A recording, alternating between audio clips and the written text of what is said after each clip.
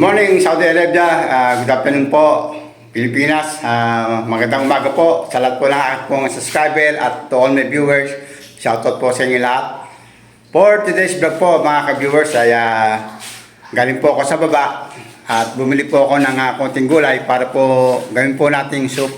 Kasi ang ulam po ngayon ay pritong isda at para po medyo masarap ang kain, magagawa po tayo ng soup. Kaya samahan niyo po akong muli ngayon sa kusina para po gawin po natin yung pong soup na sinasabi ko.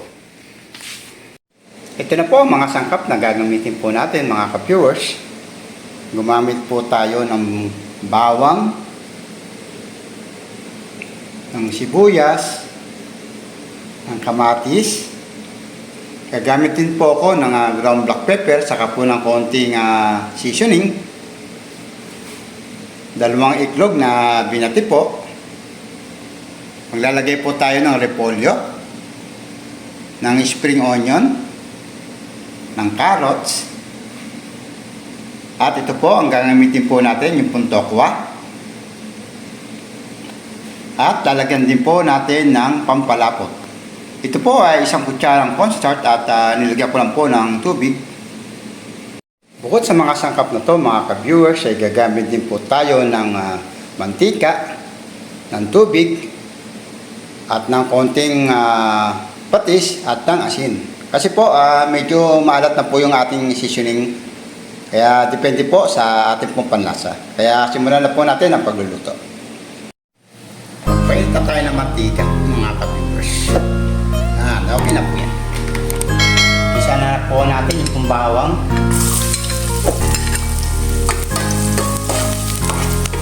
Sa susunod, mga ka-viewers, pagka po nagpunta po sa mall, bibili po tayo ng yung sandok na hindi po maingay. Kasi po maingay po itong ginagamit ko. Kaya po sa inyo. Yan, okay na po yan, mga ka-viewers. Lagyan na po natin itong sibuyas.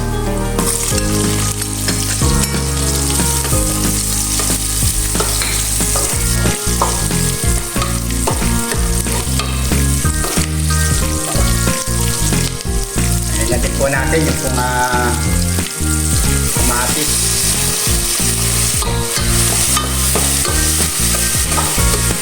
Antay lang po natin magbambot po yung kamatis, mga ka-viewers.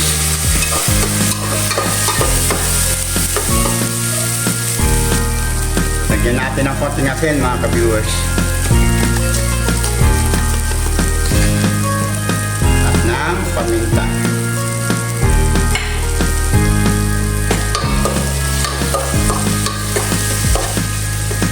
Okay na yung kamatis. Lagyan na po natin ng tubig.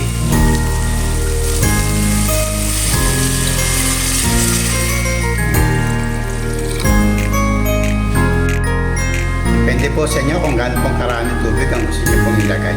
Takpong po muna natin. Antay lang po natin na kumulo. Tingnan na natin. Yan, kumukulo na. Lagyan na natin ng carrots.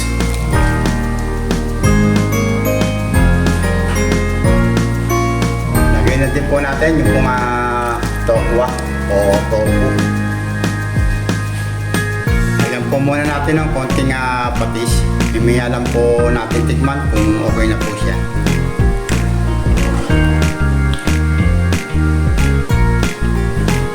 Lagyan ko na rin po, mga ka-viewers, ng seasoning natin. Lagyan ko na rin po itong paminta natin. Takpan muna natin. Antay lang po natin medyo maluto po yung carrots ng konti. Okay na, mga ka-viewers. Lagyan na po natin yung repolyo.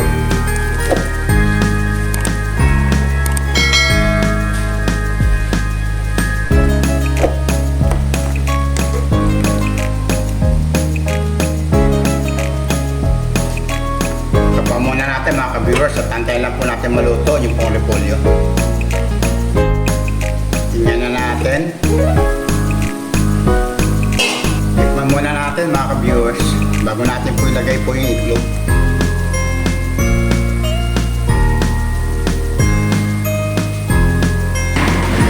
natin ng konting patis mga ka-viewers. Ayan, nasamig na ako. Pinataan na. Ano, okay na po yan. Lagyan na po natin yung itlog.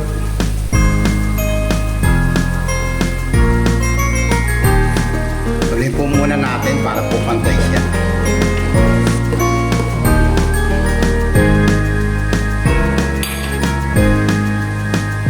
Yun, ayos.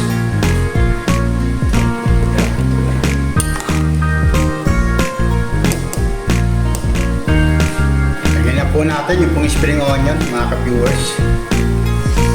Yan. Lahat na natin para masarap. Oh my God! Wow! Okay na po yan, maluluto na po yan sa init. To all my viewers, hindi po to tutorial po, yun pong aking pong ginagawa. Sinishare ko lang po sa inyo yung pong aking pong mga inuulam. At kung bago pa lang po na napalipad po sa aking pong YouTube channel, huwag niyo pong kalimutan na mag-subscribe. I-click na din po ang notification bell para po update po kayong lahat sa mga video na aking pong i-upload.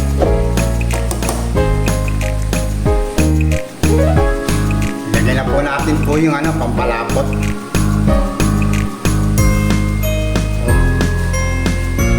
Tingnan muna natin mga ka-viewers, baka sumobra lapot naman.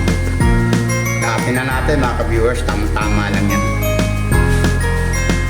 Depende po sa inyo kung gaano pong kalapot ang gusto nyo mga ka-viewers. Pero sa akin po okay na po to. Patayin na po natin mga ka-viewers, luto na po ang ating pong tofu soup. Ito na po ang finished product po natin mga ka-viewers. Ang ating pong soup ngayon, ang tofu soup. To all my subscriber and to all my viewers, shoutout po sa inyo lahat.